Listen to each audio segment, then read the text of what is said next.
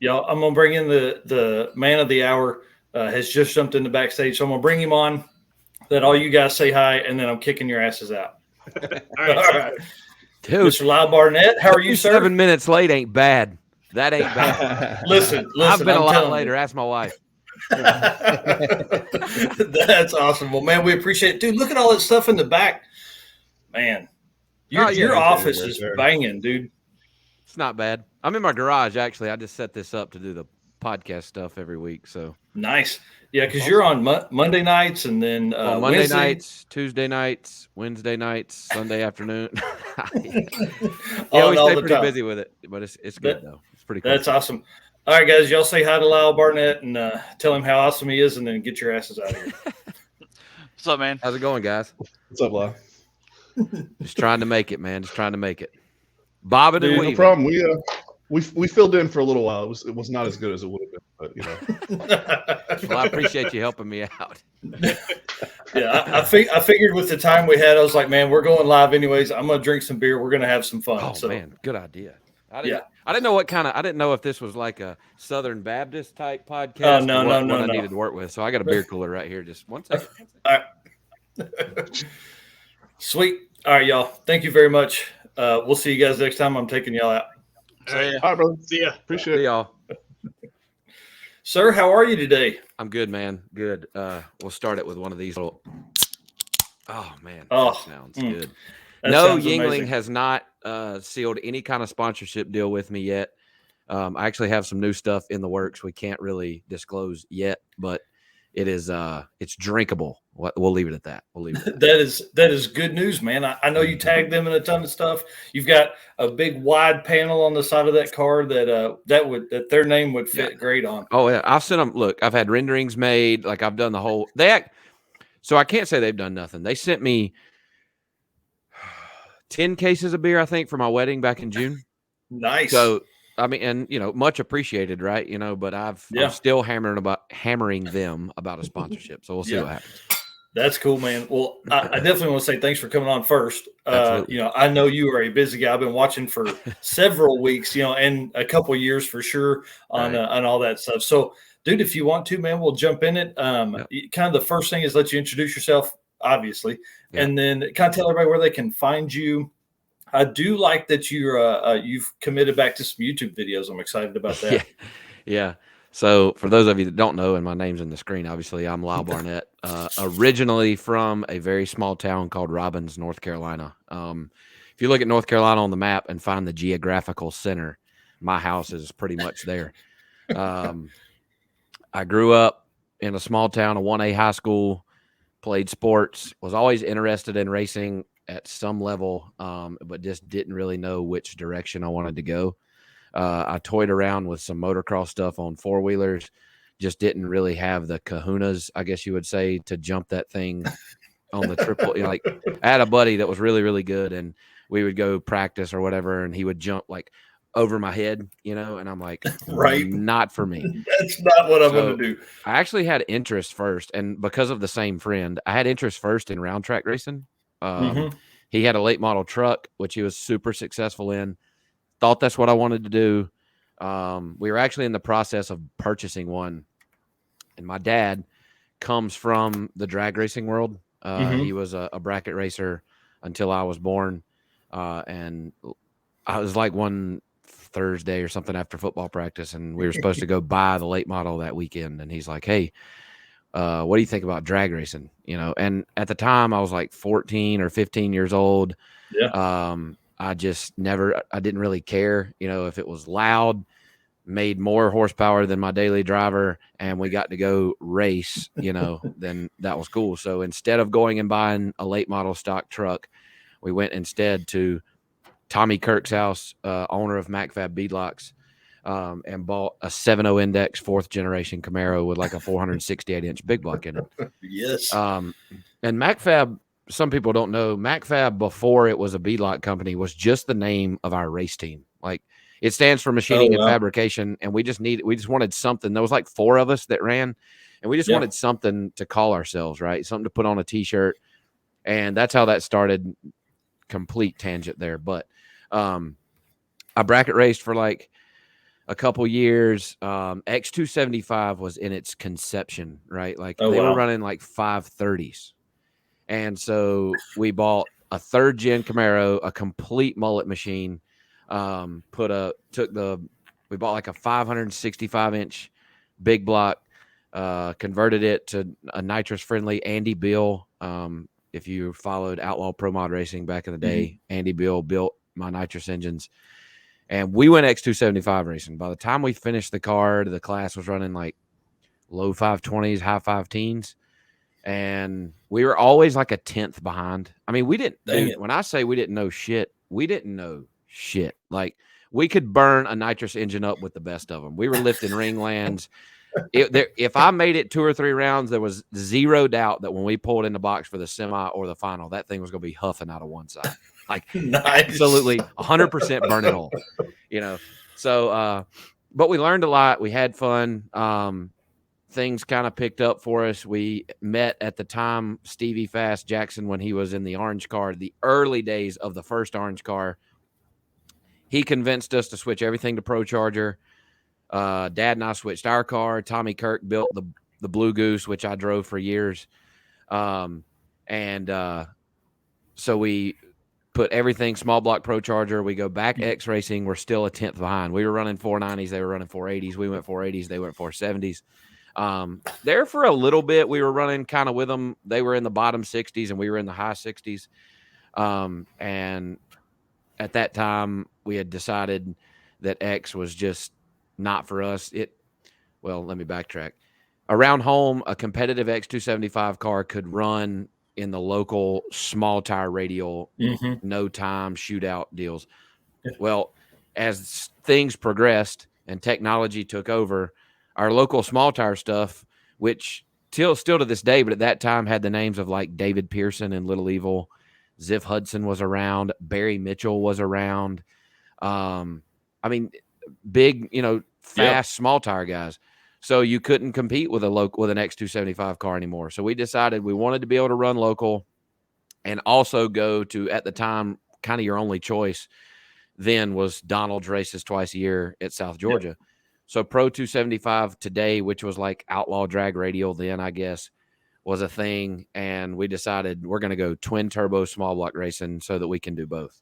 Yeah. Well, in the meantime, the Corvette that I campaigned in Radio versus the World and then ultimately had my fire in, which is right there. It came up for sale. The whole operation, literally everything to go Radio versus the World racing. And at that moment, we went that direction in mid 2014, probably. Yeah. And completely scrapped my 4th gen. Tommy Kirk, in the meantime, sold the Blue Goose to Mark Dykeman in Boston, and Radio versus the World was all I had, and then obviously everybody knows the old crispy Corvette. Gave me a pretty good ride there in September of 15. So I don't know how far we want to go before we talk about other stuff, but that kind of catches you up to where my drag racing career started, almost ended, and then was kind of the platform that I used to get to where I am today. But that's kind of the beginning. Well, and so dude, I'll just tell you, what's crazy to me is to get back in a car. That's big balls. You carry them. We know that. I think that probably let's kind of work that into the charity you were supporting. I know in November, I know you probably support them all the time, but we've got a good listenership right now. If you want to tell people about that, and then you can tell that story if you want to. We can move on. I really don't mind talking about it. So obviously, for those of you listening who maybe don't know, I had a really bad fire and crash. Actually, the helmet, you can't really see it. Right there is the helmet I was wearing. The visor's all messed up. Anyway. Yep. But I had a really bad fire, which resulted in a bad crash in September of 2015 at Lights Out or No Mercy 6, I think. Your typical twin turbo Hemi, which pretty much is the only option in, a Hemi at least, in high horsepower boosted forms of Pro Mod or Radio versus the World. If you don't have a Hemi, you're behind. But at the time, there were still some big block Chevrolets and 481Xs. There was still a pretty diverse group, of cars. They weren't all Pro Mods. and then engine combinations. Like it was a really cool time for Radio versus the World, and really was the peak, I think, of when it started becoming not cool anymore. But anyway, so I guess long story short, twin turbo alcohol deal, 16 injectors, so 2 per cylinder. Number 8, which sitting in the driver's seat opposite side of the engine from me, number 8 dropped an injector, but only 1. So 1 kept firing. It went lean, torched out of the back of the head between the head and the block. Bad enough, but it cut an oil passage through there. So 100 pounds oil pressure, roughly 100-ish pounds of fuel pressure, because guess what? It also cut the fuel rail that sagged behind the intake back there. Dang. 60 pounds of boost, 7,500 or 8,000 RPM, like just a combination. There's a ton of oils and fluids moving around. So in that car, the firewall was not tied into the mid plate, which, by the way, if you're racing anything at all, really, but especially something boosted, high horsepower, and your engine sits out from the firewall, and hopefully the firewall is complete, because the firewall is just that, right? It's a barrier. It should be a barrier between you and the engine compartment. Well, mine had a firewall, but it was cut out where the transmission bolted to the back of the block, and there was just Zeused in carbon enclosure there. Well, I don't know if any of you have ever tried, but if you take a torch and hold it to a piece of carbon fiber, it doesn't last very long, by the way. It turns it into carpet pretty much, or just it melts the resin and that shit. So it filled the entire inside of the car with fire. I went through the traps at like 175, and I was on fire already. So we're bound to, I'm out of control at this point. I've let go of the wheel. I'm swatting flames because face shield was up. Problem number 1. Had on number 5-5 gloves. Problem number 2, and you can't really tell, but skin grafts, face, hands, feet, burnt my lungs up. No fresh air. Had on 5 shoes. Had on a 15 suit, thank God, which is hanging on the wall up here. But I was about 75% prepared for that fire, right? Damn. And you need to be 100, not 95. You need to be 100% prepared for a fire like that if you're going to come, which I was super fortunate, blessed. The good Lord was watching me to make it through. It was touch and go for a minute. He's not going to make it, and a near-death experience is not something I want any of you, especially listeners, to experience if you can help it, right? But so I spent 2.5 months, roughly 2 months, at the JMS Burn Center at the Doctor's Hospital in Augusta. One of the best burn centers in the country, if not the best. Patched me back together. A really good job. Great people. Owe them my life. So in response to the care that I got there, I started a fundraiser for the kids that will spend their Christmas holiday in the burn center. Not something you really think about until, you've either experienced it or maybe somebody like myself has told you about it. Yeah. But there are kids that this is burn season right now. And for any of you listening that are going to have bonfires, no gasoline, please. Diesel fuel, kerosene, just the way that the cavemen did it, anything but just not gasoline, not 87, not 89, not 93, nothing gasoline. Diesel fuel, cool. Lighter fluid, great. Kerosene, even better. But no gas. Right now, 70% of the victims that come into the burn center are bonfire and gas can or gasoline related. But anyway, so the kids that are going to spend their Christmas holiday there more than likely are not from Augusta, right? That burn center is one of the best in the country. So more than likely, if you're in there for severe burn, you are probably airlifted there I was. So in turn, your family more than likely has to relocate, right? Because if you're there, you're going to be there for a while. If they admit you into the intensive care unit at that burn center, you're there for a minute. So these families, at least one parent probably quitting their job, right? But, Uncle Sam and the rest of your bill they don't care, right? They're going to send that phone bill on the 2nd of next month. Your power bill's coming the 4th or whatever day, they don't care. So this year in particular, usually I just supply toys, right? Like this garage I'm sitting in has been full of toys. That's just great, to man. give the kids that are going to spend their Christmas holiday there, because more than likely the families can't afford to buy the kids Christmas, right? Well, this year they had an abundance of toys donated. So my fundraiser simply, well, it went towards some of the kids because they did this huge shopping deal at Walmart. Oh, that's cool. A lot of what I raised went to the family so that they could just continue to live, right? That's Make great. their car payments and feed themselves, pay for the hotels that they're having to get while they're staying in Augusta at the burn center. Like it's a huge financial burden, right?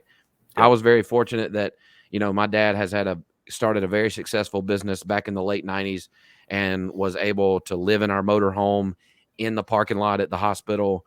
My mom was there when 90% of the time she had to go back and forth for some things, but I was very fortunate to have a family that was not, I guess, per se financially burdened by what happened to me. Had good health insurance. I mean, you're talking millions of dollars in hospital bills.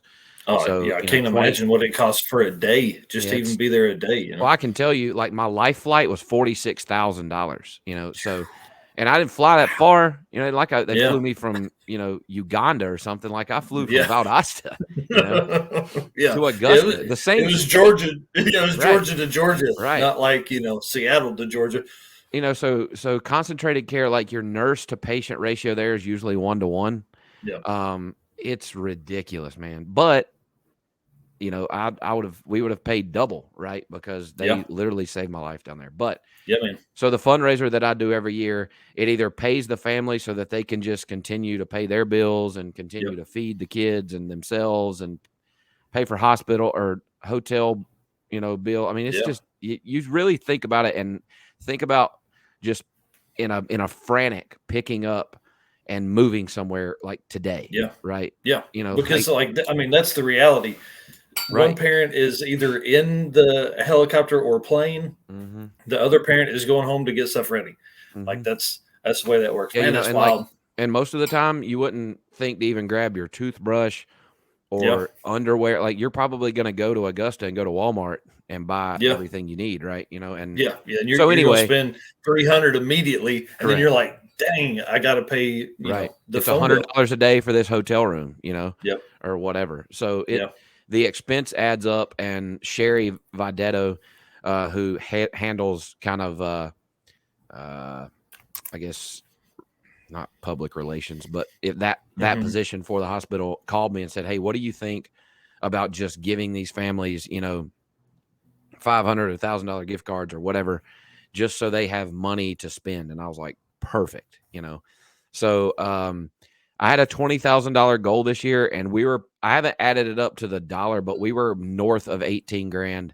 Come on, that's awesome that we raised this year, and I'm going to donate throughout the year because I do that every year around Christmas. But fact of the matter is, that these people never stop getting burnt, right? There's going to be people that get burnt in May, and that's right. So I usually save, roughly half of it or something like that. And then in May or June, Sherry will call me back and say, "Hey, we've got, another so many kids and families, this is how much I need." And I'm just like, yep, here it is. That's great. So we had 23 kids in the intensive care unit this Christmas. Wow. And between myself and the others who provided the toys, we sponsored and funded all 23 kids and their families. So, and that's great. If any of you on here donated, thank you so much. And it's still it's kind of ongoing. I hate to just I don't want people to feel like I just keep asking, even though it's going to a good cause. I don't want people to think I just keep asking for money. Right. But it is ongoing. Like you can, if at any time you think, hey, you know what, I want to donate, and we can do this as a tax write-off. Like I have a nonprofit deal, the Burn and Reconstruction Centers of America nonprofit that I work with. So we can go that route. Like there is endless opportunities if you have the means to do so. So if you do, you can get up with Mike or myself through private messenger or whatever, and I can either help you directly or steer you in the right direction. But that's awesome, man. It's a feel good deal, man. It's pretty pitiful, to see those kids down there like that. And like I said, if they're at that burn center, like they got burnt, man, they got messed up pretty good. And I met a lot of good families when I was in the burn center, kids from the age of 5. There were people in there way older than me. There's all walks of life. You just never know what's gonna walk through those doors, and the same thing for those nurses and doctors. They don't ever know, they never know what's going to come through those doors. And it's just cool to be able to help all of those folks out, both the hospital staff and the families and kids that spend a lot of time there. Dude, that's so great. And what's crazy is like, that's just normal life to them, that's like, okay, this is what we're going to do for the next, just how long was your recovery? A year.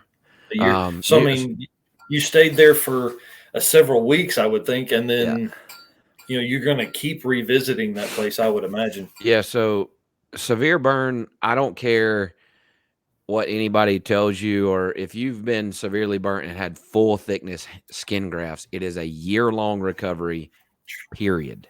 Like, yeah. And that's if you do it right, like I got all these compression garments. I wore this face mask. I was in outpatient rehab for like 8 months, twice a week at least. Like it's a long process. And they map it out for you. Like they could not spell it out any better. Like you need to.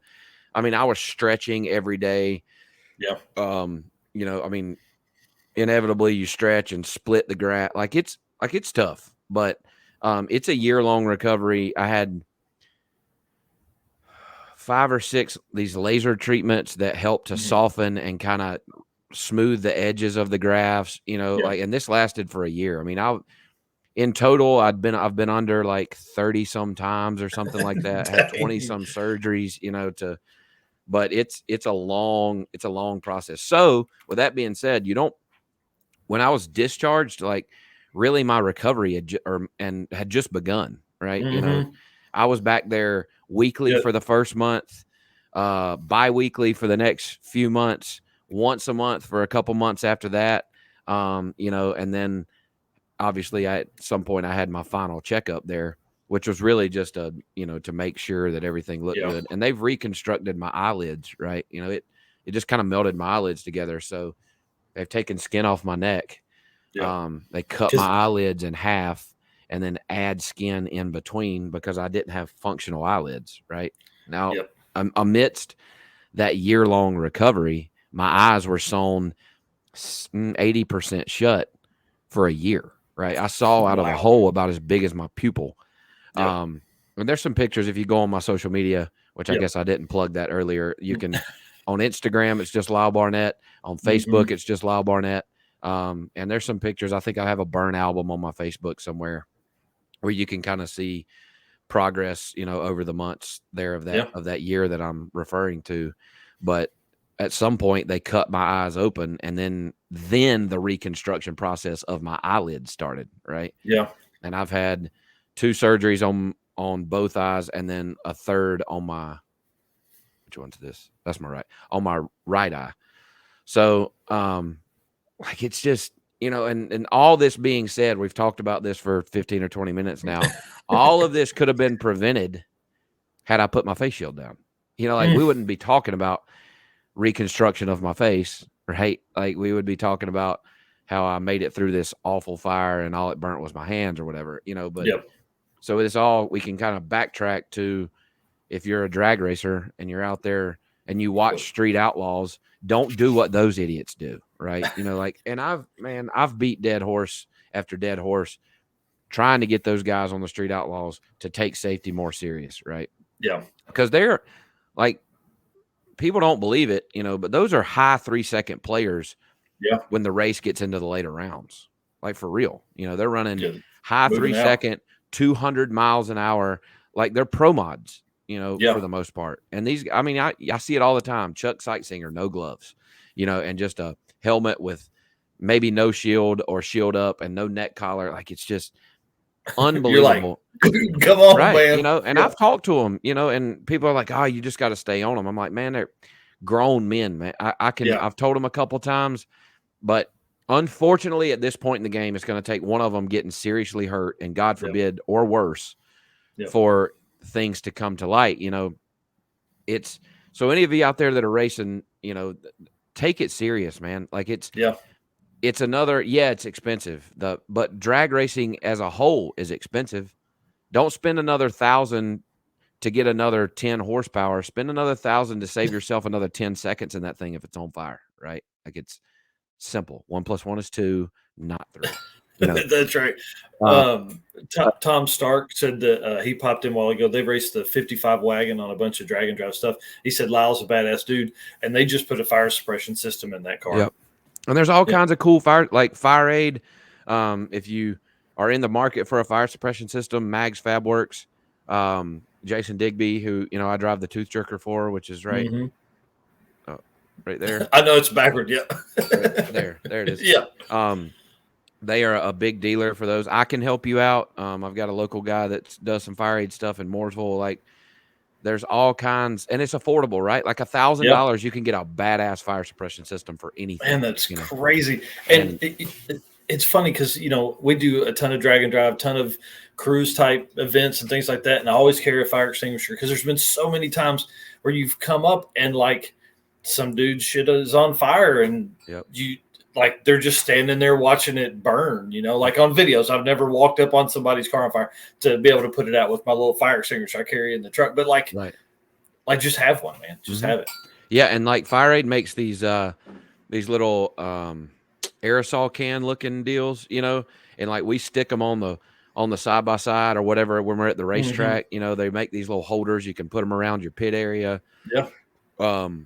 Nobody's safer. Nobody is more fire safe than me at the racetrack. I can promise you that.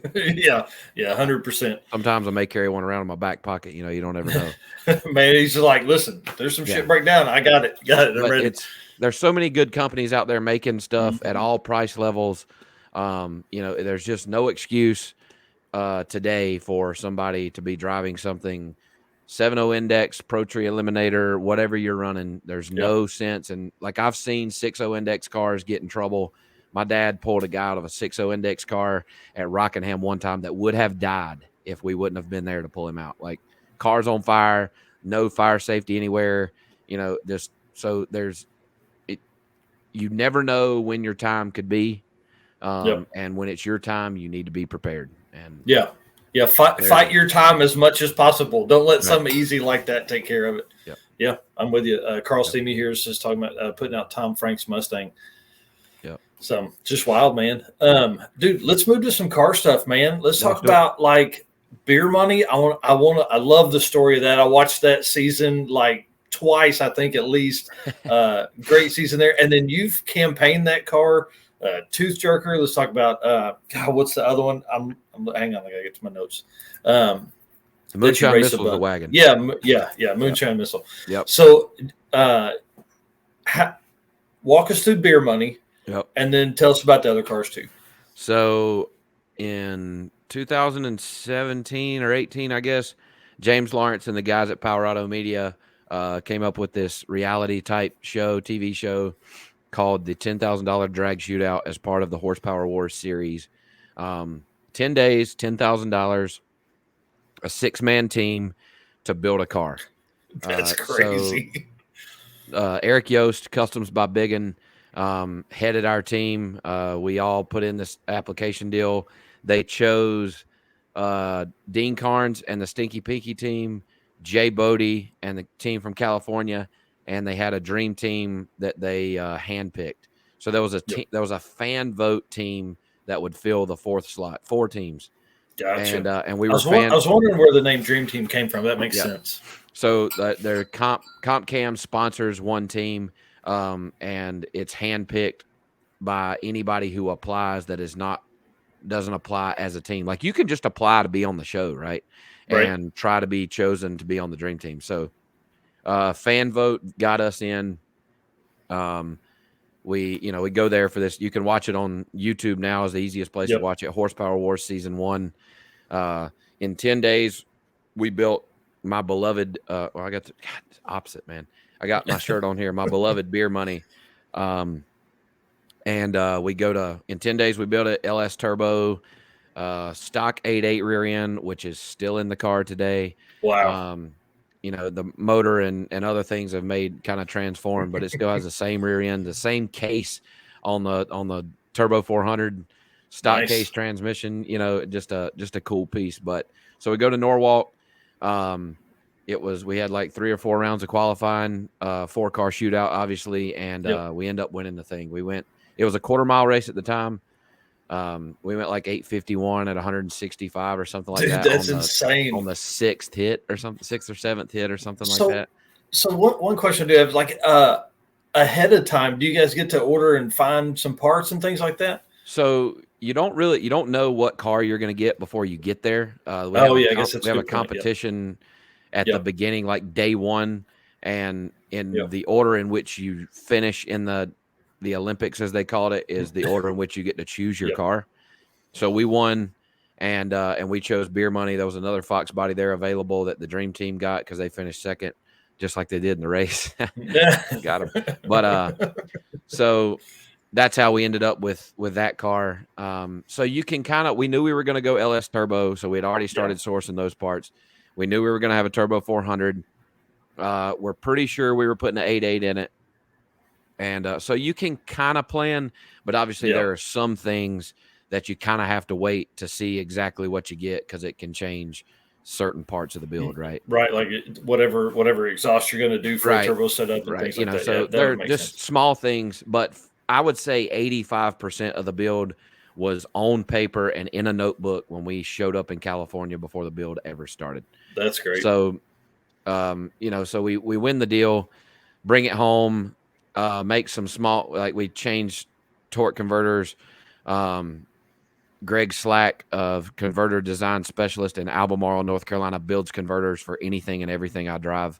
Nice.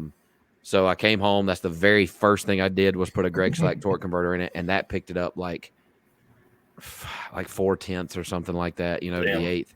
And nowhere really at all now, but especially around home, there's no quarter-mile racing going on. We race 8th mile. I mean, the only quarter-mile racing I do today is in NHRA Pro Mod. But so we changed the gear. We did some small things just to get it 8th mile friendly. And I raced it some. It was still pretty close to street legal. Mm-hmm. So we put a big radiator in it. And I did these local street car shootouts, like 20-mile cruise. Right back to the lanes, top it off of fuel, and go race. Was pretty successful with that. And then the small tire no prep thing kind of became a big thing, right? They started paying 5, 10, 15. Now they're paying hundreds of thousands, or whatever. It's crazy the amount of money that stuff brings. Right. So we built a new engine, something that was capable of making more power. Precision Turbo, who's been a long-time sponsor of mine, came on board. They've sponsored me a couple turbos for that thing now. Put a nice turbo on it. Just made some small changes, put a full Holley Dominator on it for fuel injection, switched it to E85, your typical deal for LS Turbo. At that time, it was a stock block 5.3 that we had bored like 120 over. So it was more like a 5.7. And I won bukus of races with that engine. And so I raced it like that for like a year and a half, kind of just to keep the story moving along with the car. Pete Harrell of Harrell Engine and Dyno HED in Mooresville, him and Eric Yost's shop are side by side. We decided we wanted to build an aluminum engine. So we got a 6.2 block, built a stock bore, stock stroke, 6.2 with good stuff, and had a bunch of partners jump on board, race winning brands, which consist of your names like Wiseco, K1.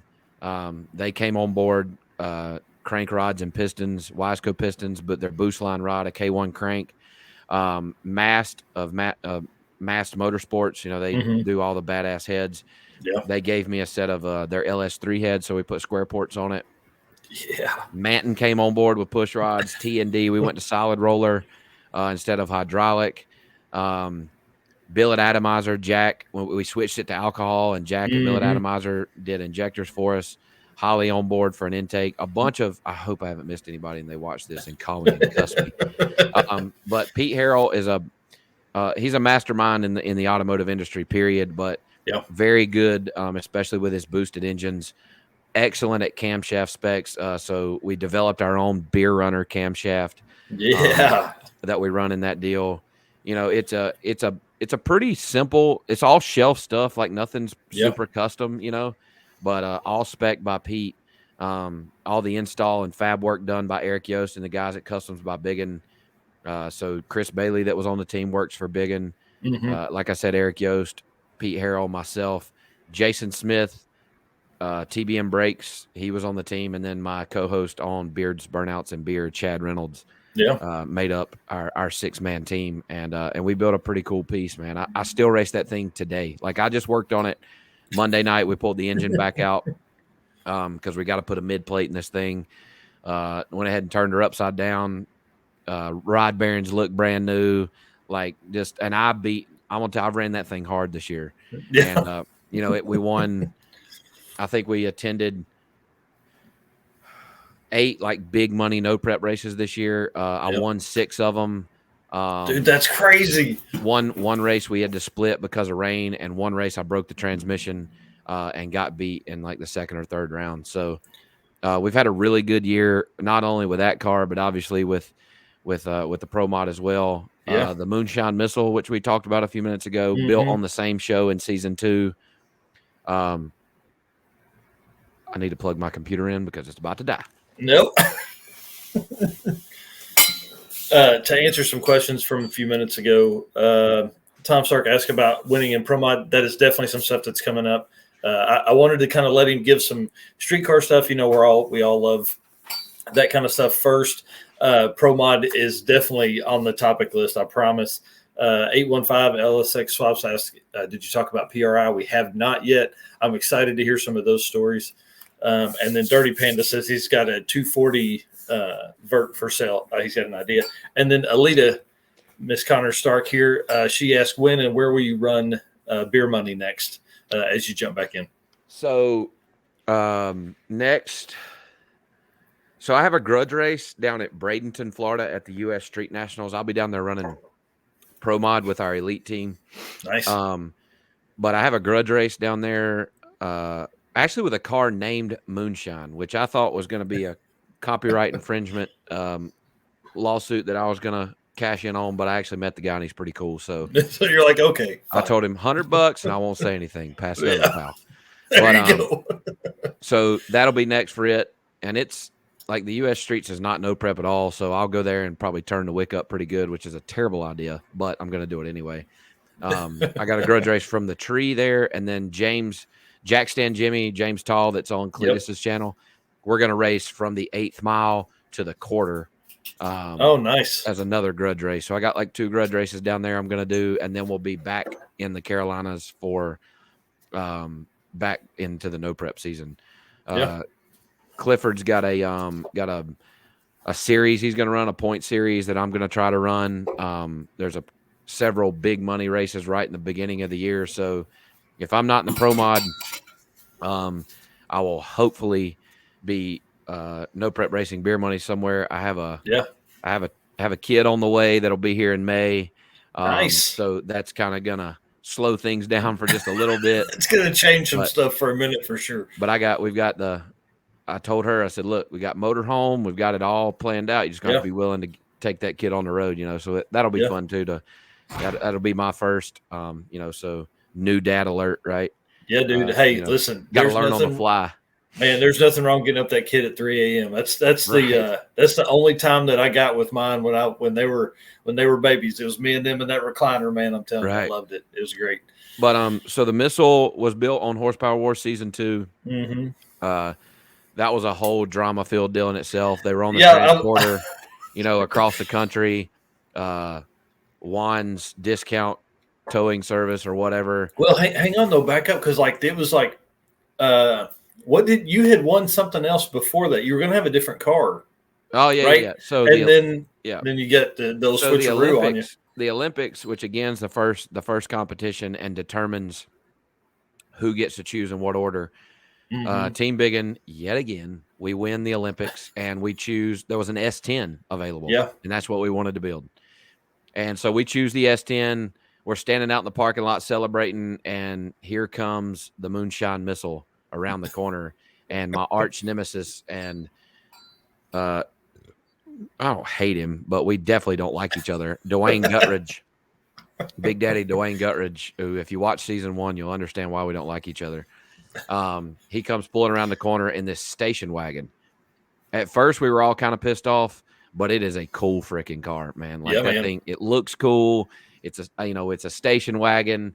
It's got a big block in it with nitrous. Like that was our plan all along. It just, instead of going in a gutted S10, we had to completely disassemble a mint Ford Granada. Dude, it was that's plush. sad. Like it was plush, man. I mean, I honestly campaigned for a little bit. Like, dude, can we pay to not this car? But it was what it was. So we build the station wagon. The S10 that we were gonna build is now what Team Mac has. They won season 3 in the No Prep series, and that S10 is the one that we actually won and should have built. Oh, that's awesome, dude. So anyway, that's what I was gonna say. Like everybody that's won that show ends up, they go on and campaign those cars. Yeah. We haven't campaigned the Missile as much. Biggin has 3 little boys under the age of 5 and just doesn't have the time. Get off of her, dude. Dang. Right. I said, you know what makes that happen, right? Yeah. But so we haven't campaigned the Missile as much. We do plan to get it out some this year. But like a lot of the local no prep racers, Biggin's like, dude, why do I want to go no prep race with you? You're just going to beat everybody's ass and I'm going to lose, because it is, and it's not because of me. I mean, I think I do a decent job driving the car, but Pete Harrell, the whole team, like it is arguably the most feared from the tree side because there's this huge difference, and there is, but like, you're not just a no prep racer, Lyle. You're not a true street rep. Oh, whatever. Okay. I'm not the baddest top end from the back of the track, from the return road side, back towards the starting line, facing the tower, no prep racer, right? Yeah. But Beer Money is like, it's arguably one of the most feared tree side no prep cars in the Southeast. Yeah. We won literally almost every race we showed up to last year, and have been super successful with it. But not last, but certainly not least, the tooth jerker back here. Wherever is it? Yeah. Right there. So whenever I was recovering from my crash, Jason Digby, who is the owner of that car, told me, he said, look, if you ever want to come back racing, you got a seat. That's cool. And A year almost, they hadn't cut my eyes open probably 2 or 3 weeks before that. Yep. And I went to Darlington when Jimmy Bradshaw was the manager there and was prepping, and made my first passes in a radio car just like a year and a week after my crash. Wow. And made several passes in it that day. Went and raced it later that month and was the first Leaf Spring car to go into the 20s. And then we go to South Georgia for Lights Out 8. Reset the record a couple times and won my first race back at the very racetrack that almost claimed my life a year and a half before that. So let's talk about that feeling, because here's the deal. Here's what I've dude, I've done research, I've watched stuff, I've read articles, all that kind of stuff leading up to this. I feel like, and this is my opinion, like that's where you belong, right? You're great at it. You're good at the tree. How great did it feel to let go of the button that first time and like get out? Like, you're 330 and you're like, yes, I've missed this, man, and maybe it's why I've had, so much success, but like when I'm in that thing, I'm not thinking about how cool this is. Like I'm at work, I'm here to crush whoever decides they feel fit to sit in the other lane.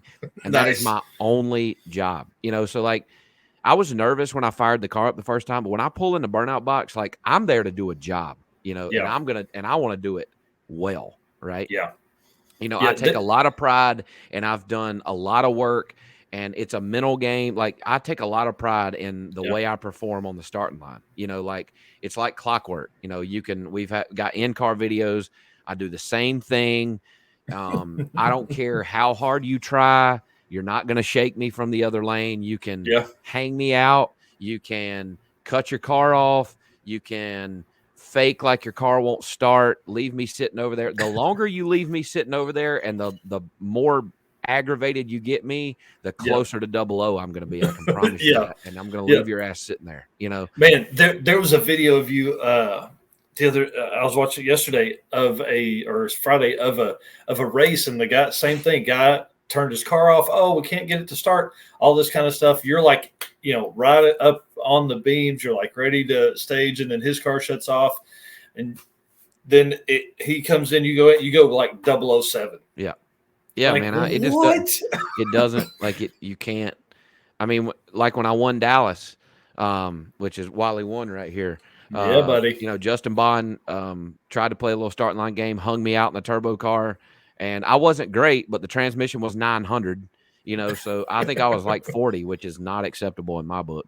Man, I was 40. wild. He was like 107 or something. I beat him by 2,000 I went 589 at 250 or 3 or something, 252 to his 582 at 244 or something, and it was 2,000 at the stripe, which if you see the finish line photo, it is, dude.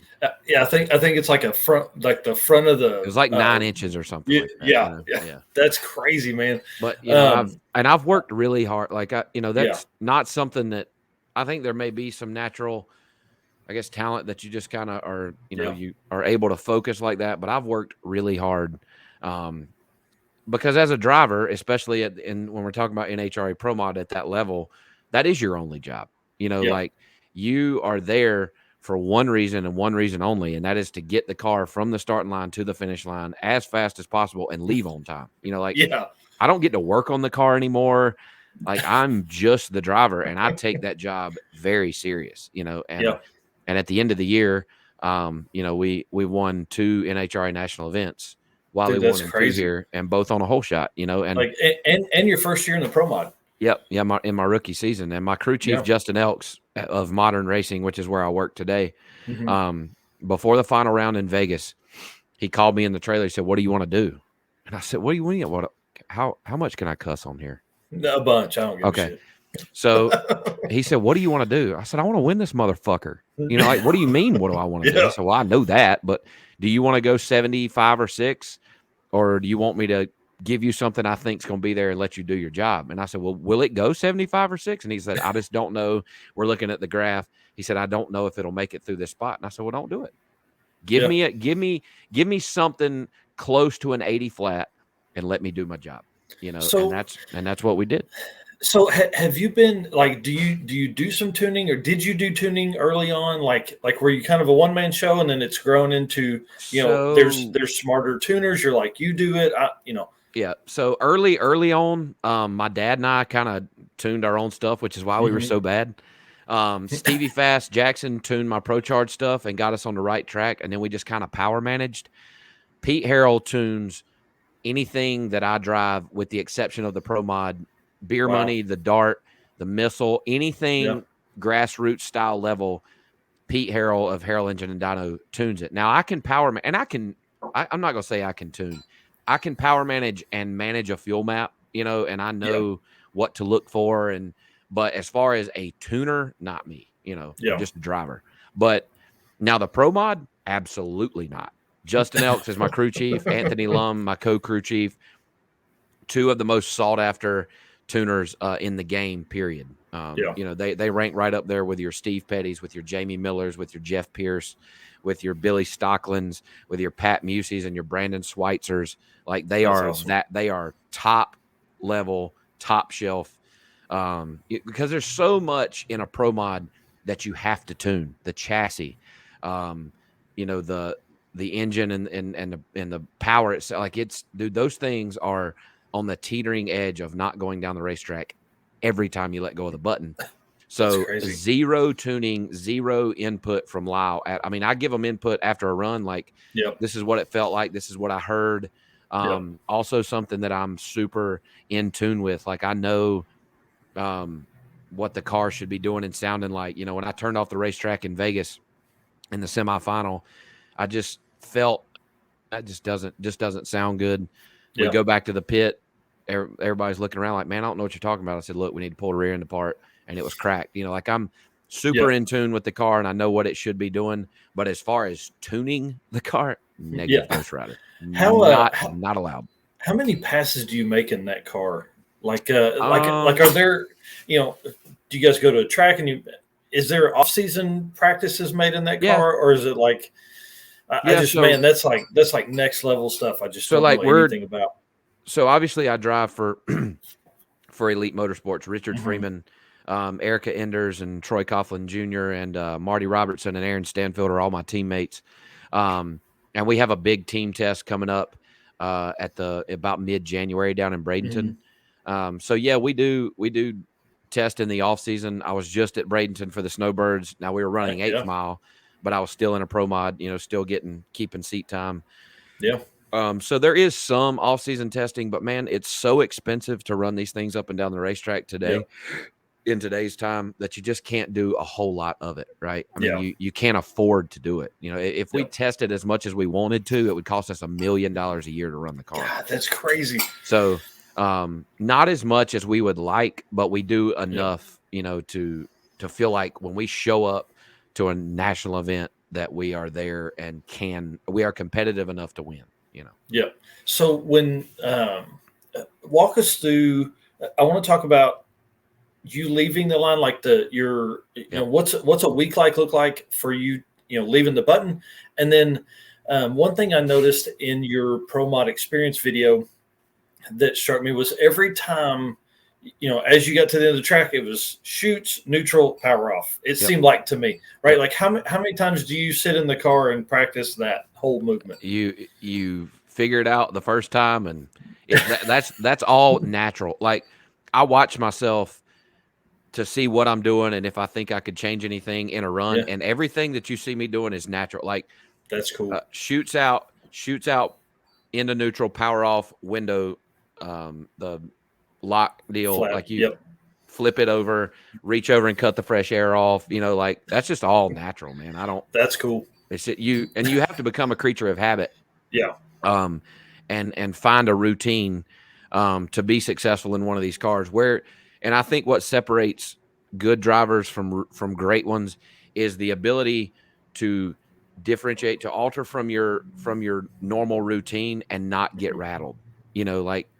And it's just as important as going up there and being a good driver and leaving on time is being able to play the head game the other direction, right? Like you need to be able to play the game, and you need to be able to be played and not get rattled, right? Because these are like when, you're at a national event, you're racing the best pro modified drivers in the country, and they're all good enough to go up there and play a game and not get rattled and kind of get separated from their normal routine, so there's all kind of things that you have to consider. You're not a professional running into a bunch of guys that are just getting a pro zero mod ducks, together. No ducks. And then once a year we go to Charlotte and we run 4 wide, which none of us as drivers, if you fans like it, cool, please come out and see us. And you can come by my pit, and I'll tell you how much I dislike 4 wide drag racing. Dude, I can't. I mean, if one thing goes wrong, it's everybody's. Well, a big part of that is understanding the tree, right? Because it's different, man. And in a turbo, this will be my first year doing it in a turbo car, and it's going to be really tough because it's super easy to get hung out in a turbo car because it's let's say we all 4 pre-stage, right? Yep. The first person that turns the bottom bulb on starts the 7-second timer for the other 3. Oh, wow. So let's just say that when we turn the bulbs on, I go ahead and start bumping. I go ahead and start spooling, and I'm the first one in. The rest of them have 7 seconds to get in, right? Yeah, and you on the button. There's a long time, right. But I can't wait. To go in because then I'll get timed out and not be up to boost, right? So that'll be a pretty tough race for us. If everybody decides to play the games. If everybody races like a normal person and go ahead and goes in, then everything will be fine. But at this level, you got to do what you got to do to win, and sometimes that means playing a little starting line game, and you just so be it. Just sometimes it's what you got to do. That's crazy. So let's talk about your first win, Pro Mod. You're literally. I want to say it was. There's a video of you like crossing the line, and you're Lyle Barnett, excited, and then you come around the end. You're excited. You're doing some interview stuff, and we can obviously tell you were pumped to win that, and emotional. So that's a big plus. Like what's the next 2 days look like for you after that? A blur, man. Like you spend the next 2 days. Well, I'll tell you what, you spend the next 2 days recovering from the hangover from the night of the win. I can promise you that, because we got with it after we won the first one, and then we were in Vegas for the second one. So you can imagine how that went. Oh, dude, that's crazy. But the first win, you can watch if you go to NHRA's YouTube channel, you can scroll. It's pretty far down there now, and you can watch the Pro Mod final, and that was the full circle moment for my career. When I went through the finish line in Dallas, there's 2 blue LEDs on the wall, well beyond the finish line, and I saw mine come on, and I lost it, dude. Like, I was crying so hard. By the time I got to the end of the racetrack, I could barely see to turn off, and when you come to a stop, like, it's both doors come open. There's people shoving trophies and hats. Amanda Busick's in my door, and I said, Amanda, you got to let me, I got to gather myself, and so you're like, I don't want to be crying on TV. Right.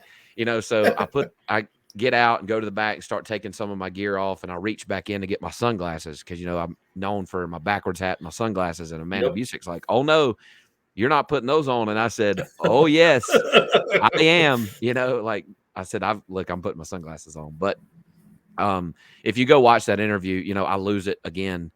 And that was just the buildup of emotion and the full circle moment from 2015 to that time. I went from the darkest time for myself and my family, the lowest of lows, and I just won my first national event in my professional drag racing career. And I, for me at least, I couldn't have rode it any better. That's awesome. We did it, and it was on a whole shot and had a lot to do with me driving, but I've got a hell of a team, man. They are top notch. Some of the best to ever do it.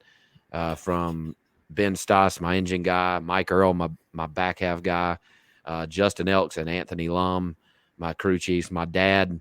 I had a bunch of friends that had flown out. It was just cool, awesome, dude. And while I get a lot of the credit, as drivers, we tend to get all of it. I could not do it without all of those aforementioned. And I'm really looking forward to 22, man. I tell you one thing, I've got my eyes set on a championship. Yeah. And if Portatree didn't double their business in the off season, then there's going to be a lot of broken hearts and a lot of national event trees laying on the track when I'm done, because I'm coming out there ready to rip. I want swing and go chop them down. I want a championship really bad. And that's awesome. These 2 right here don't mind a couple compadres, I can tell you that. So. That's right. Go build a shelf. Gonna be a whole 2 shelves of them, man. That's great. I want to have to reinforce a floor in my house that's got to hold so many. That's awesome. So tell us, how do you get a ride in a Pro Mod? There's just such a small amount of people that are able to drive that car. Obviously we know you're a drag racer, but how do you get that meeting? Not necessarily how, but what's it like to be able to do that? So I was just fortunate to be right place, right time. Justin Elks, the modern racing shop where I work now and where we handle all Pro Mod operations for Elite Motorsports is in Mooresville. That's great. And it was just we had kind of got to know each other, and I've always wanted to drive a Pro Mod, and they had seen me race other stuff, and it just kind of happened, But I flew to Dallas Fort Worth to Elite HP. So Elite Motorsports is in Wynnewood, Oklahoma, which is 2 hours due north of Fort Worth, Texas, but Elite HP Nice. is kind of where their showroom and Yeah. whatnot is. So we fly out there. I'm nervous as shit. I'm meeting with Richard Freeman, with Erica Enders, with Alex Laughlin, who was my teammate in Pro Mod for about half the year. We're meeting to potentially sign a deal, and by the end of the meeting, we had agreed on a deal, and we were preparing for the 2021 season, and that's great. And they didn't like baby me along or nothing. We went to my first test session to get to test the car for the first time and 2 to license. And on the 5th run, I went 568 at 253 miles an hour. They were like, they won't fucking around. It was this is a good decision. Justin told me, he's like, I don't know, you can't make one of these go slow. So we'll just go 100 feet, 300 feet, 8th mile, 1,000 feet. And on the 5th run, you're taking this thing to the quarter-mile stripe. I'm just letting you know. And that's what we did. I went 568 at 253, and then I went 567 at almost 254. And that was literally in 7 or 8 passes. I ran at that time 3 numbers off of the national record, and we were headed to Gainesville. Yeah, they're like, load up, bro. We're going. Yeah, and Richard called, he was like, man, good job, man. I was expecting him to be all pumped up and stuff, but he was just like, nah, that's what I expected. Yeah, that's pretty good. Pretty good runs there. Yeah, let's see if we can duplicate that in Gainesville. I'm like, you're like, dude, that's from 253. Yeah, I feel like I just won the U.S. Nationals, man. Right. But we go to Gainesville. I qualified 4th. Lost on a freaking hole shot, which is not me. To Gray, but I paid him back in the final in Vegas, so all that came full circle too. But that's great. We had a pretty good year, man. We struggled through the middle, which is why we made the sudden change from the Pro Charge combination to the twin turbo deal. Didn't make that change until after the second Charlotte race in September. Had 2.5 weeks to get the car together, zero time to test really, and go to Dallas and win the very first race we entered with the twin turbo car. And my first race ever in that car. That car's first race in a year and a half. So that's crazy. Win Dallas, went to Bristol and just struggled. And go to Vegas for the final race of the E3 Spark Plugs Pro Mod series and won in Vegas. So we went from a year of kind of down in the dumps and morale was low to we ended the year on top. Finished 6th in the points. Yeah. In my rookie season, just a cool deal, man, and something. Those opportunities don't come around often, to be associated with a team like Elite. Yeah. And I'm just, thankful for anybody and everybody that supported me along the way and stood behind me. I've had great sponsors, and still to this day that still support me. And I would just like to thank all those people, my dad, especially, because he's the sole reason I've been as successful as I've been. And I look forward to racing with him in 2022, and hopefully farther than that. Yeah, right. I don't want to wait another couple years to win a championship. I'd sooner go ahead and get that out of the way next year. Just go on, let's do this. But we both have that common goal in mind, and so does the rest of my team, obviously. So we're looking forward to it. That's cool. So let's talk about Motion real quick, because they've been on. Yep. You and Doug and Andy have been friends for, it sounds like, for a long time, based on what I've seen. We love those guys in drag and drive stuff. Yep. How'd you get hooked up with them? So back when Motion Raceworks started, when they were operating out of the spare bedroom in Doug and Andy's apartment, they show up to South Georgia with a handful of parts they had developed and wanted to know if they could sponsor the Dart. So they were, I was one of the first cars that they ever sponsored. That's great. And I was as proud of them as they were of me. We mesh well together. We kind of are cut from the same cloth. And I've continued to support them as hardcore as I can. And they have continued to support me, sometimes more than I think I deserve. They support literally anything that I drive. If it's got 4 wheels and an engine, they'll sponsor me in it, Yep. And got to do lay mullets, with Stevie Fast, which is a very cool experience. We're not round track racers, but we like to try. And then they let me drive their burnout car, the Bald Regal, where I ended up winning Burnout Rivals and that thing. Yeah. Well earned, dude. Well earned. That was a good round. They're just good people. Like we're not just friends anymore. We're more like family. Mm-hmm. I go to Bradenton to race. I stay at Doug's house. Nice. They are racers for racers. They're not your corporate America Chinese shit, as Doug calls it. They bleed red just like the rest of us. They love their country, like we do, and they're just good dudes. And I can't thank them enough for all their support over the years, because I couldn't have done it without them. That's for sure. Man, I'm telling you, and just his both of theirs. I've talked to Doug more than I have Andy, but just their drive to keep producing parts. Yeah. They haven't settled for constantly anything. Innovating. Like, it's unbelievable, man. They're always coming up with something new and cool. And I always want to be like, man, I thought of that first, but I never have. Like they're always coming up with some new shit. And it's just cool. Yeah, stuff I didn't even know I needed. Now I'm like, okay, well, I'll add that to the list. I need to build a car to put that on. Yeah, so I'm in the process of doing a bunch of work to Beer Money right now, just getting it ready, kind of updating it. And that was one thing I talked to Doug about, is we're going to see how many motion products I can get on this thing. So like, he sent me the mid-plate kit. I've got catch cans and their mechanical fuel pump drive and their chute handle. I mean, I've got, all kinds of stuff. Their valve covers, their valley cover tray, you name it, I'm trying to put it on there. And they recently bought TBM brakes and Rife sensors. So I run TBM brakes on the car already. We put all kinds of Rife sensor stuff on it. Nice. So just it's cool to be associated with those guys. And I hope that relationship lasts for all, if not most of my career.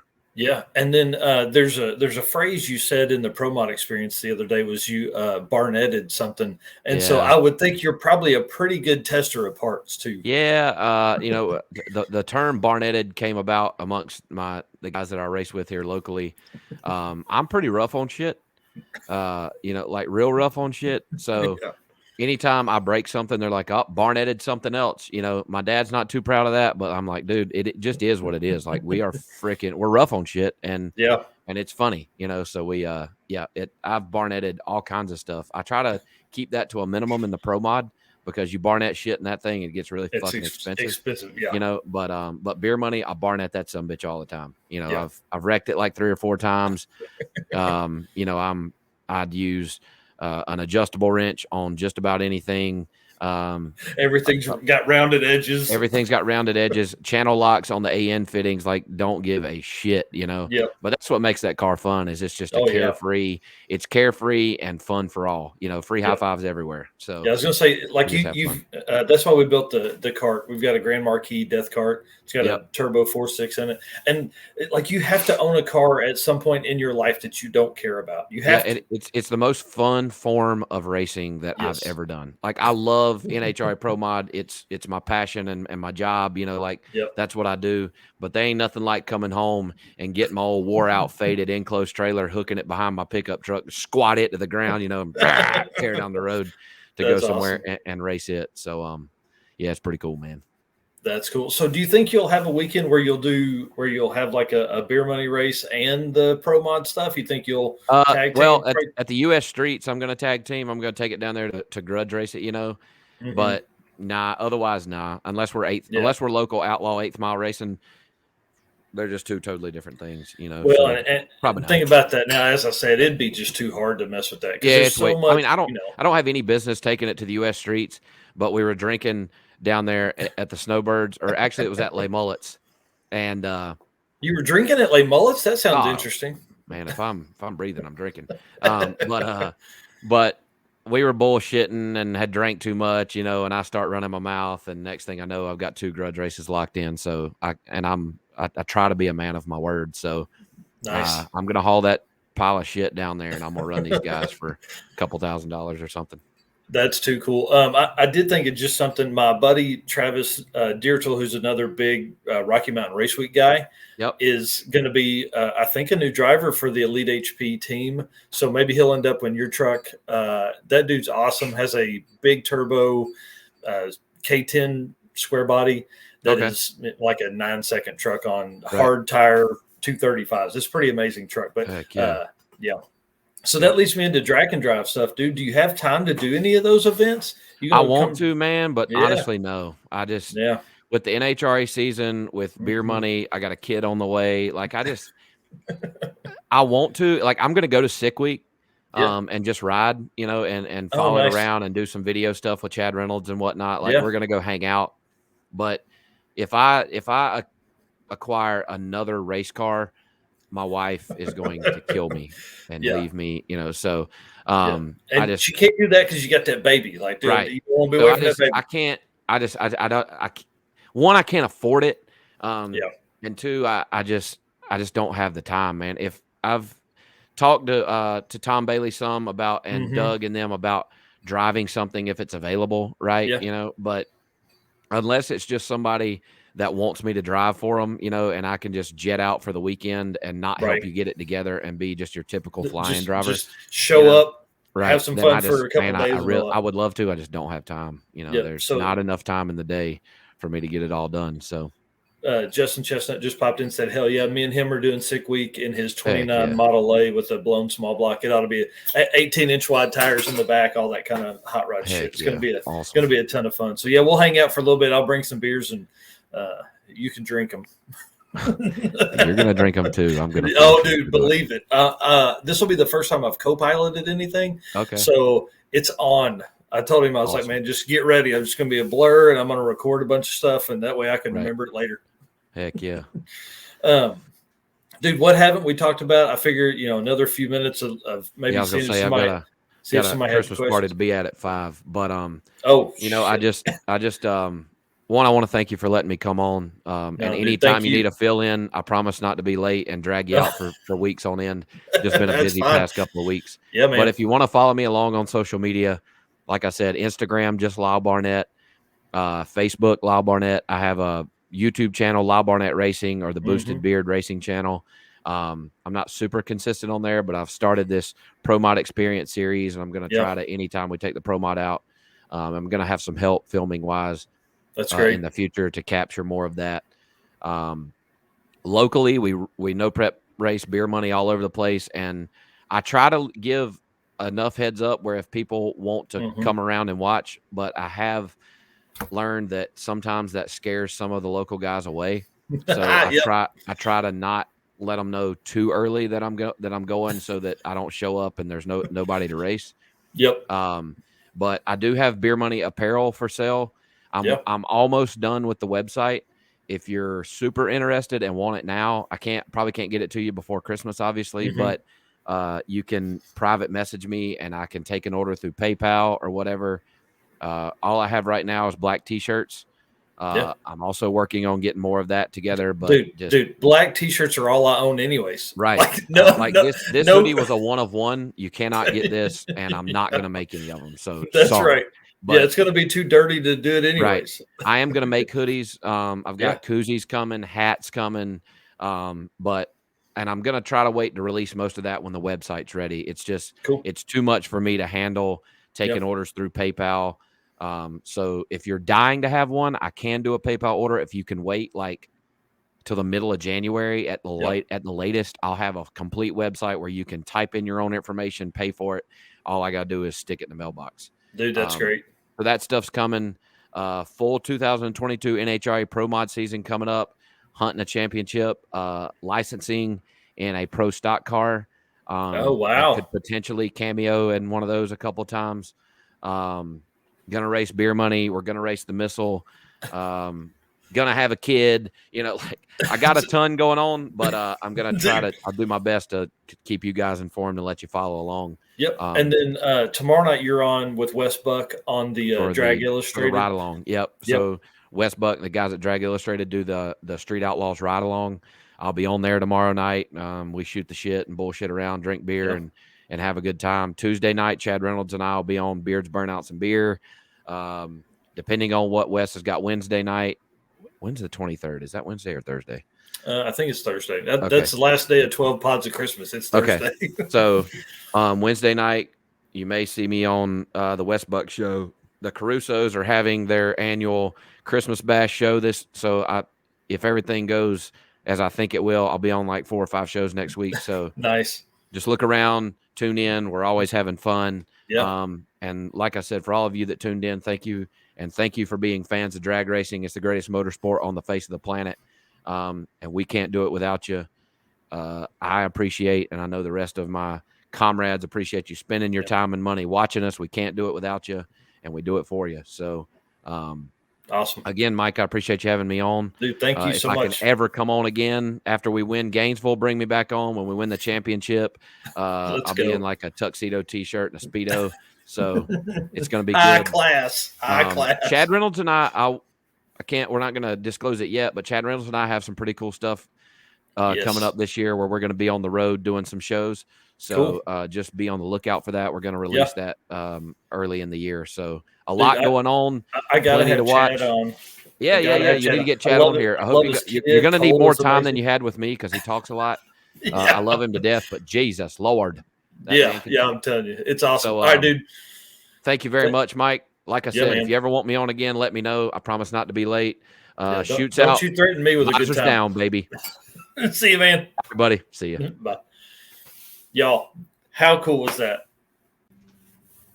All right, dude, we're live. I hope you guys are having a good Sunday afternoon. I have struggled with the Trailblazer again. I know you guys are tired of me talking about the Trailblazer, but I'm going to tell you, I'm just going to keep working on it until I fix it.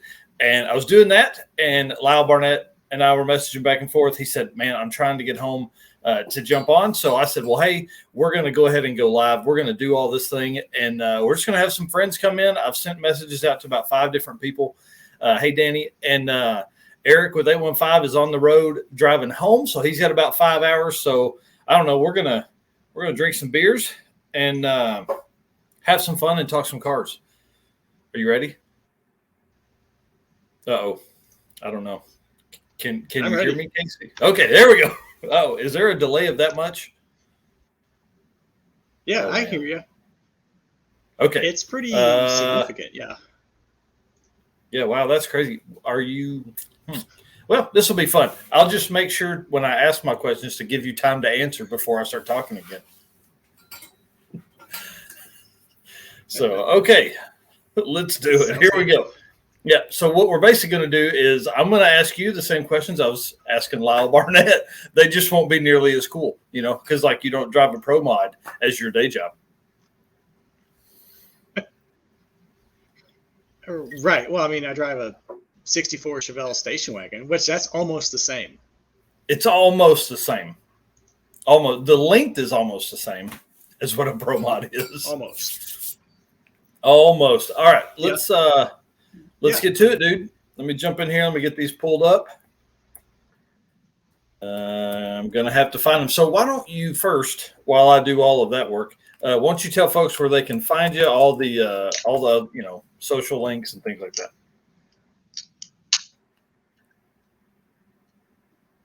All right. My name is Casey. My YouTube channel is Patina Pit Stop. And check out my Instagram, TikTok, FaceSpace, all those Patina Pit Stops, how you find me. Basically, my YouTube channel follows me as a below average backyard mechanic that knows just enough to get myself into trouble. So I have a 64 Chevelle station wagon and an 86 Chevrolet S10. That's my daily driver for right now.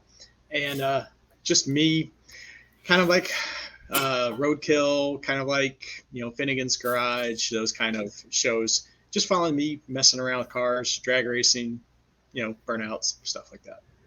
Yeah, definitely some burnouts. The burnout videos, like in your intro, is good, dude. It's really good. I enjoy it very much. All right, let's get to it. Stuff with Cletus, I see, is in here. Yeah, that one was Rich GT350R is in here. What's up to you guys? And again, Eric's on the road, so comment inappropriate things for him to. Let's see if we can get him to give us some street signs or mile markers that are interesting. I don't know, or not mile markers, like roadside markers that are cool.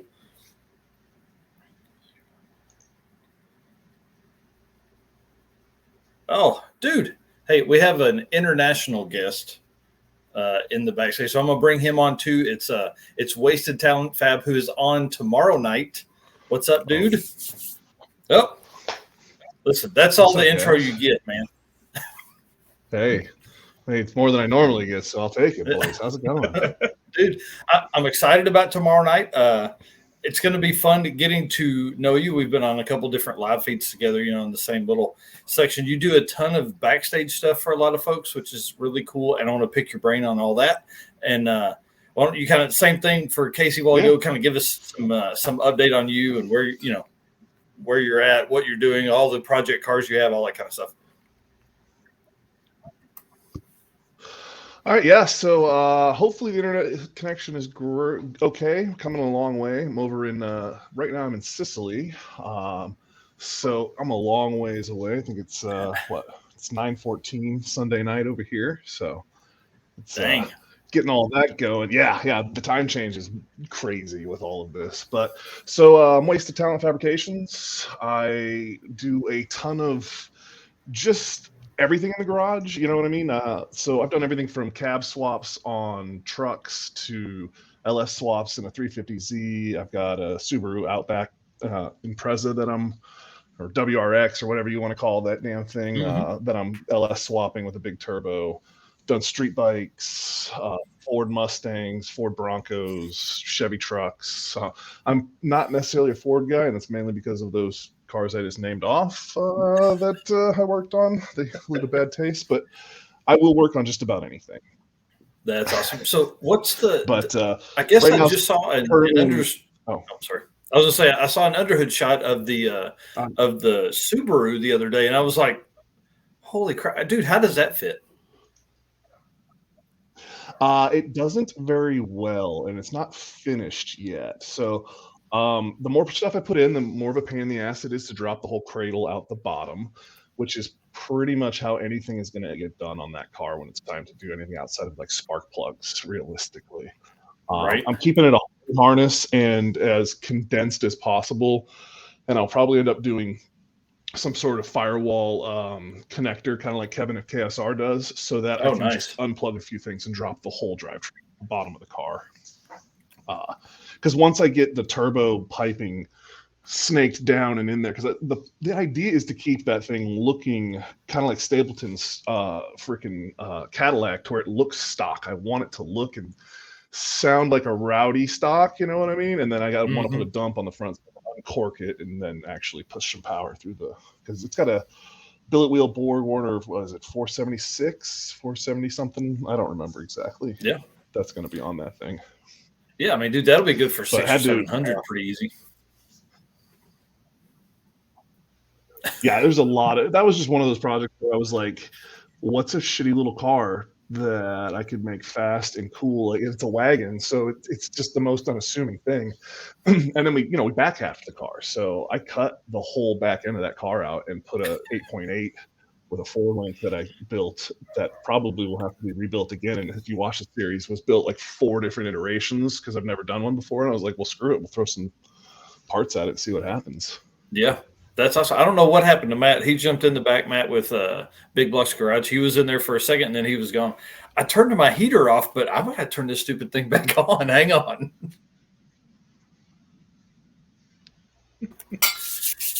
So why are you in Sicily?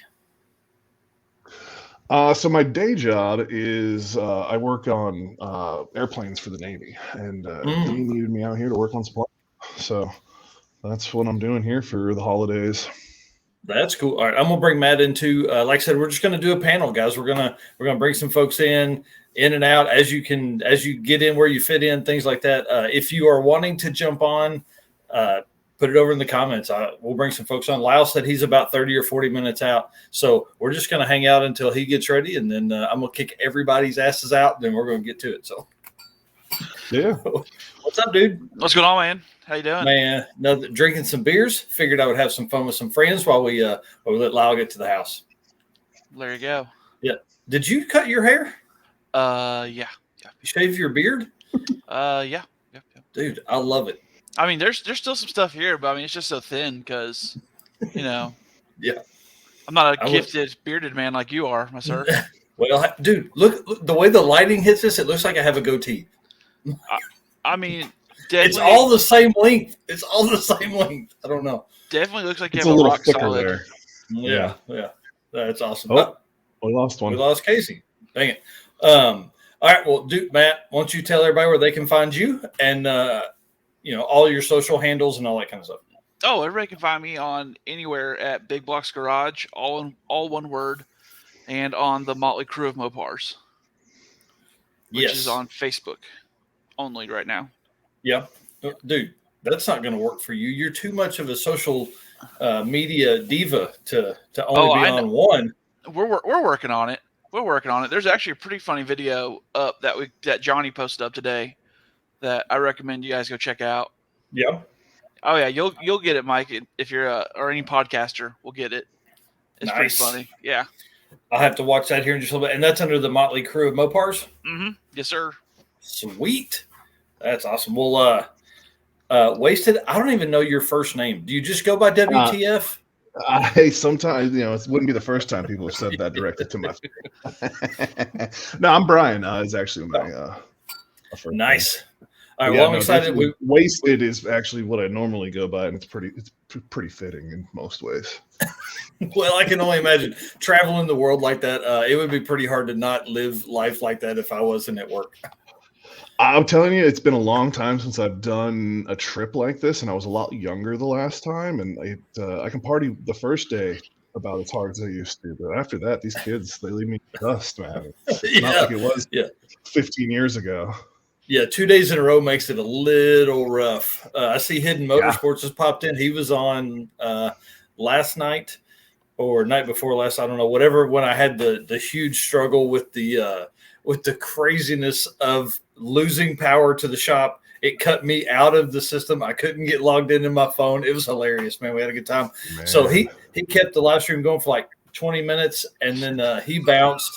And then I got power back 3 minutes later. I messaged him. I'm like, dude, can we jump back on, please? And then we went for another 2 hours. So the podcast for that one's like 2 hours and 40 minutes. So see over here, man, with the time and then the schedule on work, my schedule changes. It depends on what the plane's doing. So I just happen to be up right now. Normally it's all near, like last night, Saturday night was yesterday. I don't know, yesterday I think. So 3 a.m. I got up to start my live.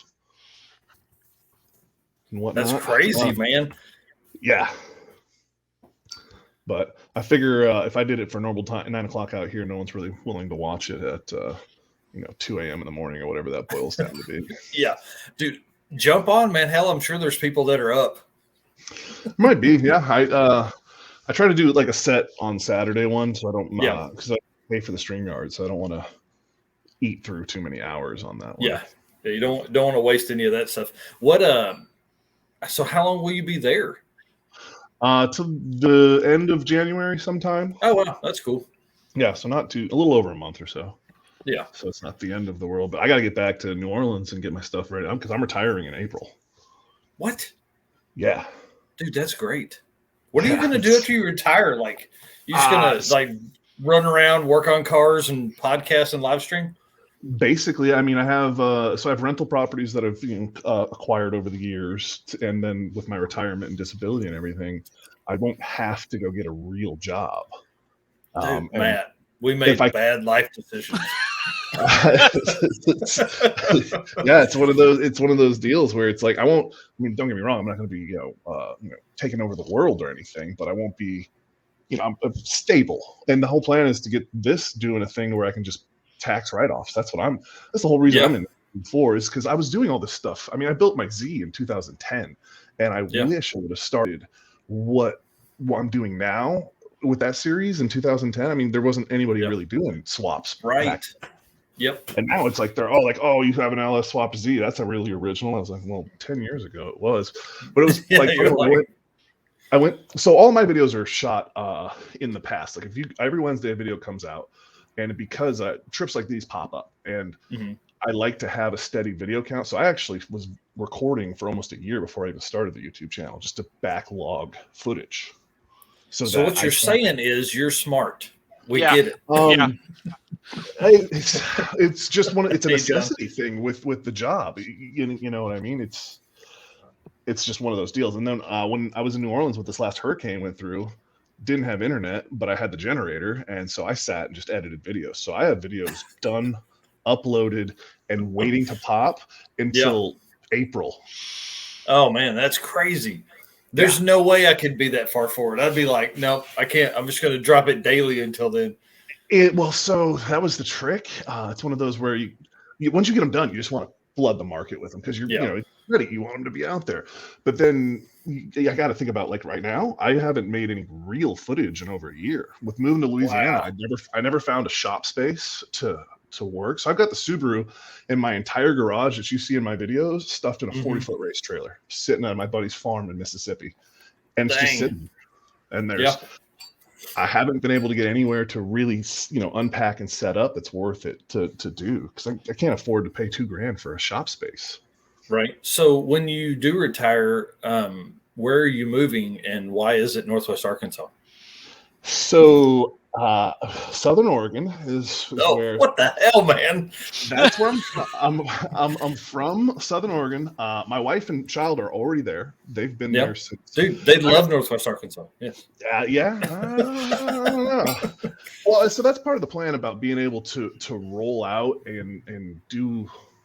So I've got the tow pig, I've got the big race trailer, and I want to have it set up to have the fab capabilities out of it. I want to be able to roll and go do things with you guys. Roll, like, get the call. Hey, we're pushing to make race week in 2 weeks. Can you come through and throw my race pig in so we can finish what I've got to do with it, and then roll up to, like, your place and be like, and here's the majority of a fab shop, because I've cobbled together quite the bit of stuff to, like, I'm one of those guys that looks at a car and they're like, $2,000. I'm like, oof, that's too much, bud. I can't afford that. But I look at a Miller Welder for $2,500 brand new, and I'm like, I need that. Take my money. Yeah, here, take my money. I think fabricable is my new favorite word. I stole it from somewhere, and I don't know exactly where I stole it. We need shirts that say fabricable. I want to say it was one of the British guys I watch in one of the YouTubes. It might have been Alex Steele or somebody like that. But nice. I heard that, and I was like, that is what I do. That's my So the whole point behind Wasted Talent Fabrications was I work on airplanes for a living. I don't fabricate, really. I fix. I'm a parts changer primarily for type of things like that. We do metal work here and there when something has to go really bad, where we have to do metal work. For the most part, it's changing hydraulic components and stuff like that. I'm pretty decent at fabricating, but I just don't do it. So we wanted the initials to be WTF just because it was funny. Oh yeah. And now that I've gotten into doing these live streams and everyone abbreviates everything when we're in these, everyone abbreviates it and they're like, holy shit, did you do that on purpose? Like, yes, I totally did. Yes, I was ahead of that. Yeah. Yeah. It took us days to come up with initials to be what, WTF. Like, me and my buddy sat at work as we were doing whatever, just throwing things back and forth to each other. Like, what about this? I'm like, that doesn't really work. And when we figured it out, I was like, that's perfect. Dude, that's awesome. And the good thing is, like, that's something that, you can, the struggle with Narcoleptic Customs is like it's us, it's Michael and Steven Narcs, so it's hard to, but like with, WTF, you can take that and grow it. And like Big Blocks Garage, you can do anything with that, Other folks can sign up and things like that. Yeah. I mean, but yours is very you know what I mean? You don't have any, because that is some of the stuff everyone's like, why? Like, I have a lot of people like, why Wasted Talent? It sounds so demeaning. I'm like, well, there's a good story behind it. But sometimes I got to, explain it. They're like, oh, okay, that makes more sense. Right. I'm trying to make sure I'm not missing any comments or anything. There were some folks that were a little upset that Lyle was going to be late. Now I'm sad, but I'm excited that he's running home to jump on with us, and it's going to be.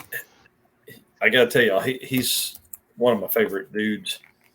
See if I can jump in, because now that I've changed the name to not Lyle, I wonder if it'll let me change it back to eventually Lyle. So I saw Danny said here they sell tacos in Sicily. I've not seen tacos, paninis, and we had shawarmas last night. Actually, they were pretty good. I don't know who Rich GT350R is, but what's up, man? He said, "Hey, what's up, Big Block?" Yeah, Rich is good, dude. Yep. Good, dude. Yeah, the group of people that are that follow you, Wasted, are it's big. You know, I jump on watching some of the live streams and things like that. Man, it's a good size that you guys have as a following. Well, and I'd stumbled into that community. Would have been end of August. Cletus had a Facebook page, and I was at the point where I hit 2 years on YouTube. What was it? Thanksgiving Day, November 25th. And in August, I had a total of 312 subscribers at almost 2 years at that point. And I was like, I'm talking over 200 videos out and 300 subscribers. And I'm like, I'm doing it wrong, you know. Oh, bro. Whatever I'm doing. No idea, man. You got no idea. Well, I know you relate to this a ton. I've seen you talk about it.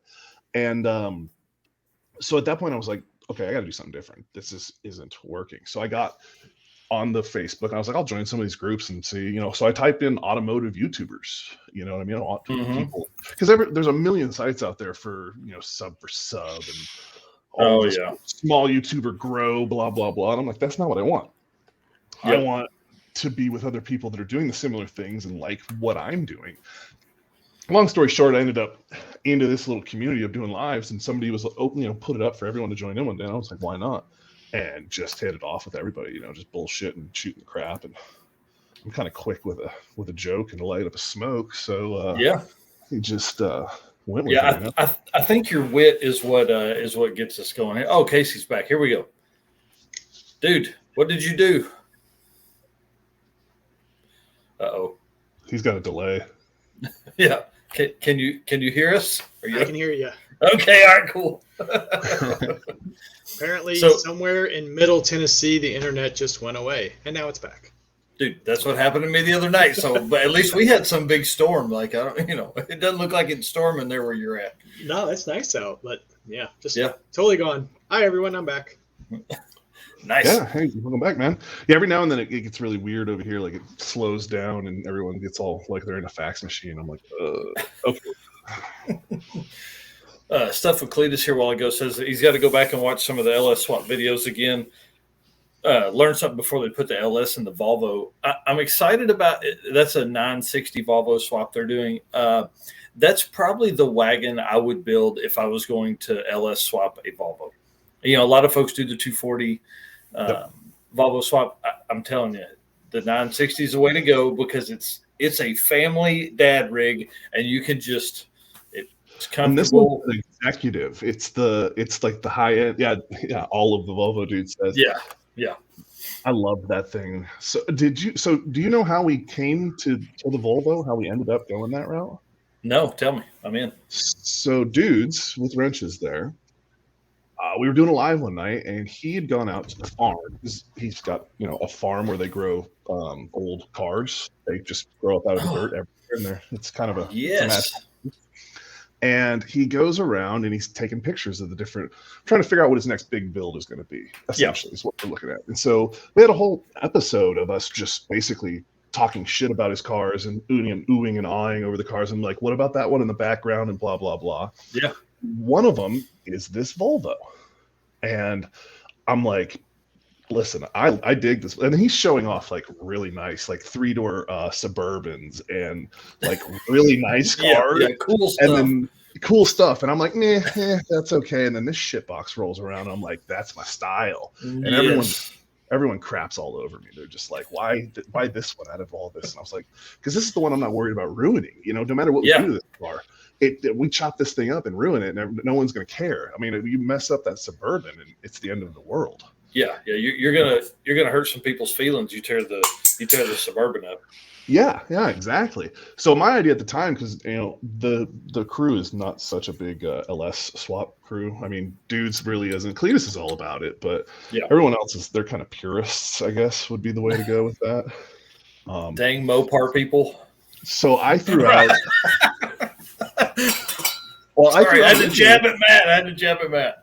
I was like, let's put a 12 valve in it because that would be cool. Just put a 12 valve with a stack coming out, blowing black smoke, and name it Greta. You know, it just piss off all of that with that. And then we didn't talk about it for like weeks. We went on, I think the Suburban was what won that night, and we didn't talk about it for a couple weeks. And then just bullshit in the group. I was like, we should, because I retired in April and I got to make a cross country trip essentially. So I was like, we should just get together and LS swap that thing and like knock it out in a week, turn it into like a collab type deal and take it to things later on. And I was one of those throwaway ideas as we're in one of these, just bullshit, and I'm talking and it just comes to my head. It happens a lot. We come up with a lot of great ideas and we just throw at the wall and they're like, oh my God, that's great. I'm like, I don't know. It's just an idea. And since then, now it's a total thing. So there's like 7 different channels getting in on it. Yeah. Going to Ohio. Dudes is donating the car. Cletus has a LQ9 and a 4L80E. We're going to stuff in it. We're going to stay NA for now, but I plan on scumbagging him to some sort of turbo or something. Dude, do a rear mount, cut the floor out of the back, bring the floor way up, do a rear mount in the back. So some of the problem with that is the Volvos, they did this cool thing where the drive shaft goes through the gas tank, and it's a 2-piece drive shaft. God, come on. Yeah. Bro. Love this. Yeah, who does that? So all that area in the rear is now going to be a fuel cell because I am not leaving that. That's just does anybody know a manufacturer, like an automotive manufacturer engineer? I don't care who they work for. I want to meet the person and I'm gonna punch him in the wiener, just right in the wiener, like hard, maybe uppercut. You're like somebody's cousin. They're like, hey man, I want you to meet this guy. Why? Like, dude, you ever met Mike Narks? Yeah, like, just walk up. Hey, will you hit record on that thing real quick? Yeah, perfect. Boom. Like Thanksgiving's ruined forever. But like, hey, remember that one time you got me jumped? Yeah, and just one time, and then I mean, I would think it would probably roll. We'll roll around on the ground a little bit, tussle. But like, dang, dude. Yeah, who comes up with engineers, man. Just see Mike like haymakering to the groin. Yeah, I just want one, just one. If anybody knows GM engineer, the dude that designed this Trailblazer I'm working on, I really want to meet him. Bad, real bad. Yeah. So you think automotive engineers are bad? You should see some of the stuff airplane engineers do. I can't imagine. Things like I work on a C-130 and it's so much room for activities in there, but they find the smallest little holes to stuff things. And I'm just like, why? I'm trying to stick these things into the. There was an opening like this over here, but you decide to just put it right here. Yeah. Yep. No, it makes sense if you don't think about it. Yeah, I think they do that for fun. Now, Casey works on cool old cars, but he's got the new fancy car. So I can't wait to start seeing the oil changes and brake job. I can't wait till you have to do a brake job on that thing. And like, actually, that's my next video that's going to come out. I did a rear brake job on it because when I bought it, the brakes were just gone. And believe it or not, it went pretty easy. Like I had camera recording because I thought this is going to be just a disaster. Now, I needed a 17 millimeter to get the lug nuts off. I needed a 11 millimeter and a 14. Like it was all like weird stuff. Like I've never used. I had 17. I don't even know why they have 17 millimeter sockets, and that's what it took to take the wheels off. I'm like, what in the world? And 11 millimeter. I mean, it was just weird. That was cool. Lyle Barnett is really a big inspiration. I mean, he just goes and gets it, to, like I said earlier, to get out of to 2015, be in that situation, a year of recovery, and then get in a car and go fast again. That's pretty amazing. Thank everybody for the comments. That was awesome in the chat. If you haven't done it yet, please share out the interview. I am going to be cutting it up for a podcast tomorrow. I'll probably move the stuff from the beginning where we had Matt and Brian with Wasted Talent and Casey. I'll probably move those to the end of that because we've promoted so much with Lyle Barnett to get him here. I'm so excited he jumped on. It was awesome. He's a badass dude and sounds like he's willing to come back. So I didn't ruin our opportunity to talk to him. So that's pretty cool. All right, guys, I'm going to end it here. I'm going in. I realized I haven't eaten lunch yet, and it's almost 4 o'clock, so it's time to get something to eat. Thank you for hanging out. Finish my beer and head to the house, guys. See you tomorrow night. Brian, Wasted Talent Fabrication is going to be on. We're going to talk LS swapped Subaru, LS swapped 350Z, working in Sicily, which is like in Italy, and kind of how he got there, what took him to there, what he's going to do after retirement in 6 months. So it's going to be awesome. I cannot wait. I'm so thankful everybody jumped on earlier so we could give Lyle time to get home. So, all right, guys. Thanks so much. Thanks, Tom. I see you here. Thanks, Dudes with Wrenches, talking about all great stuff. Lyle's cool, man. All right. Bye, y'all.